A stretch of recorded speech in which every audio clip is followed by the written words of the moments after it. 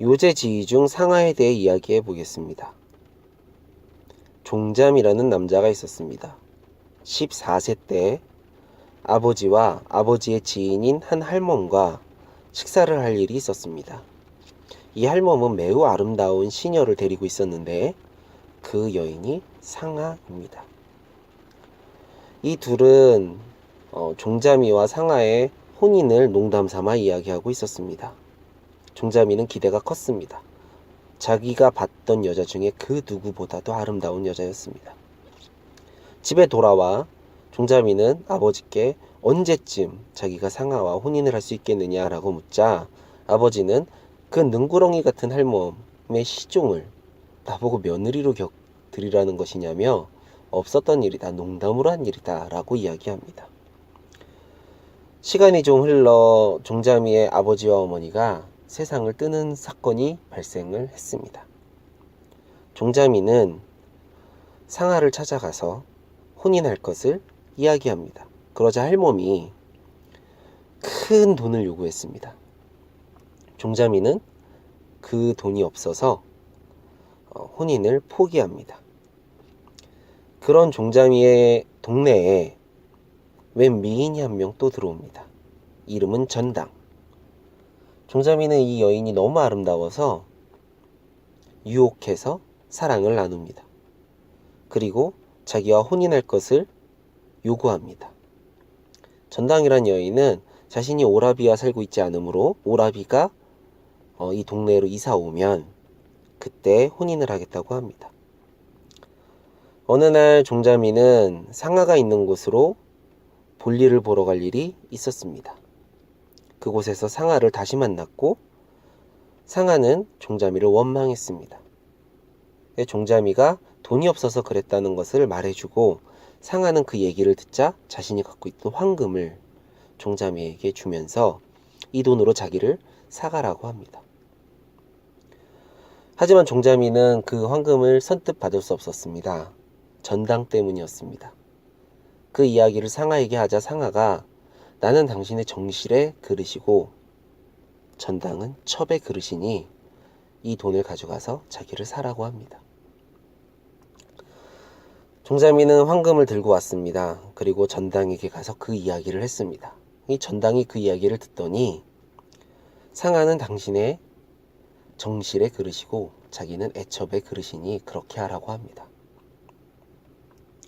종자미는 상하와 결혼을 했습니다. 또 상하가 복이 많은 여자여서 종자미를 부자로 만들어 주었습니다. 그 동네에서 가장 큰 부자가 되었습니다.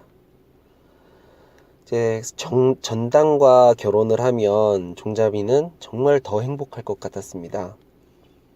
근데 전당이 오라비의 일을 핑계 삼아서 계속 혼인을 늦추고 있었습니다. 그래서 상하가 알려주기를 전당은 자색 주머니를 가지고 있는데 그것을 몰래 훔쳐다 놓고 그것을 빌미로 혼인을 하자고 하면 순응할 것이다 라고 이야기해 줍니다. 그래서 종자미는 전당의 옷을 벗겨서 자색 주머니를 몰래 뒤로 빼돌리려고 했습니다. 그러다가 전당에게 걸렸습니다.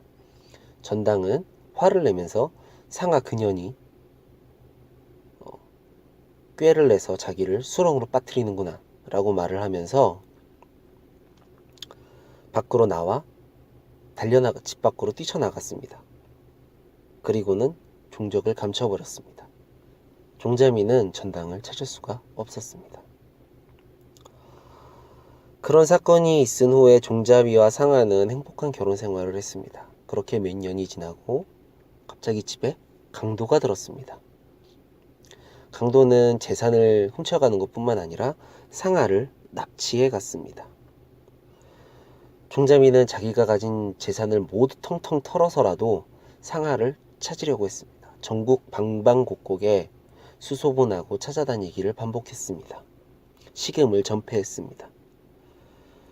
그러던 어느 날 웬 그지 여인을 발견했는데 자세히 보니 전당이었습니다. 해서 전당에게 자신의 집에 가서 깨끗한 옷을 입고 편안한 삶을 살자고 제의합니다. 전당은 자기가 해결해야 될 문제가 있으니 내일 이곳에서 다시 만나자고 합니다.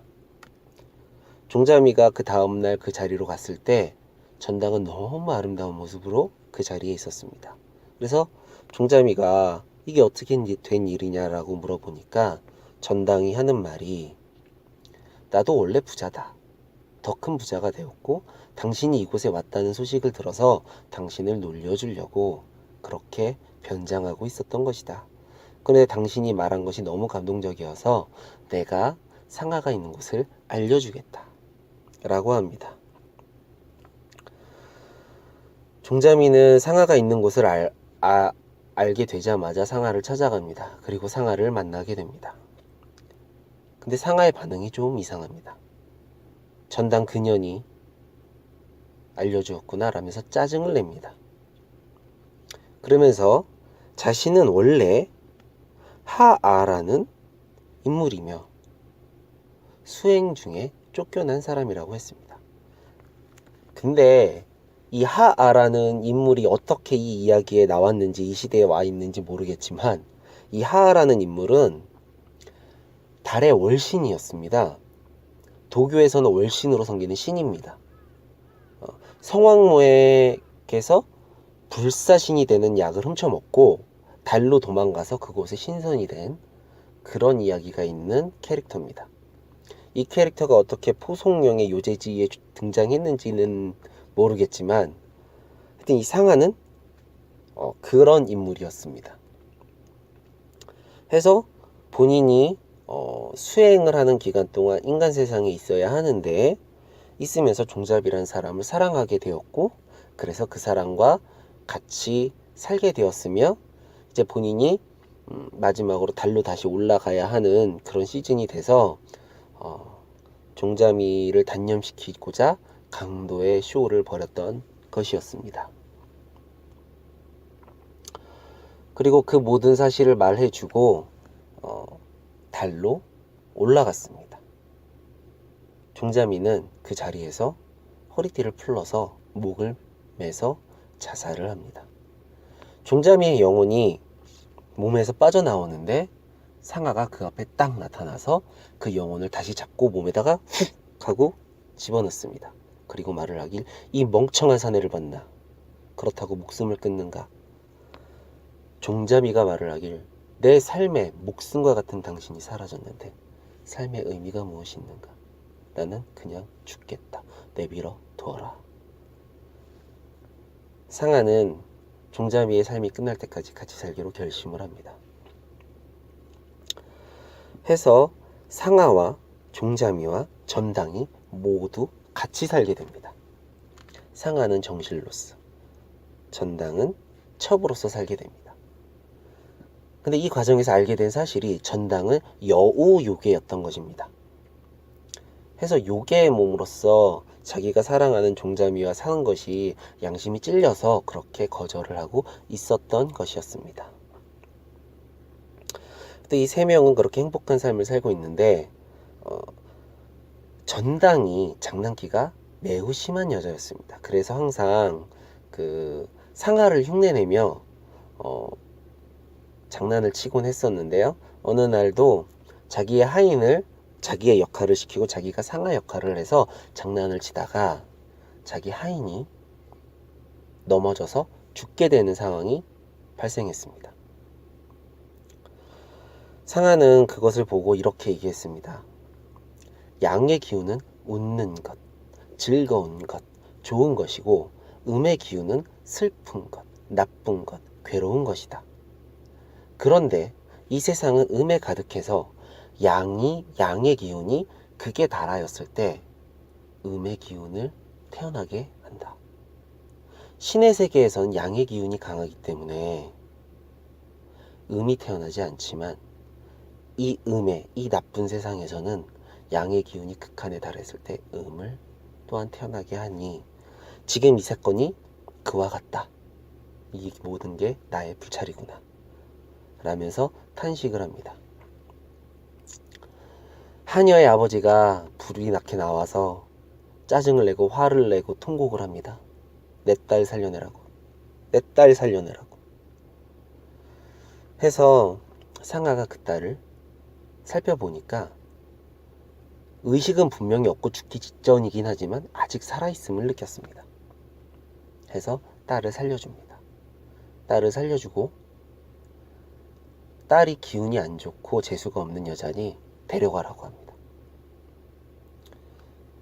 그리고 나서 또한 상아와 종자미와 전당은 또한 행복하게 살았다는 이야기입니다.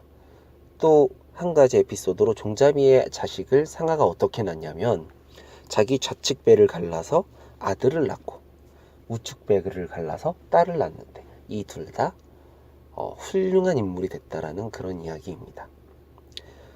이야기가 조금 정신이 없고 번잡스럽고 무슨 이야기를 하려는지 잘 모르겠을 이런 에피소드를 가지고 있습니다. 근데 포송령은 저 개인적으로 느낄 때 이 이야기에서의 포인트는 이거였던 것 같습니다.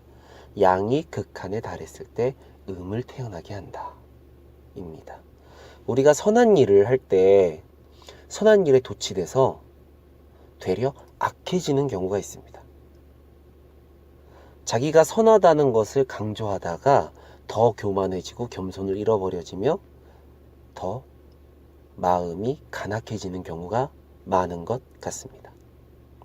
이런 이야기를 하고자 이 이야기를 쓰지 않았을까라고 생각을 하고 이 이야기를 읽을 때에도 그런 마지막에 그렇게 표현하고 강조하는 것을 느낄 수 있었습니다.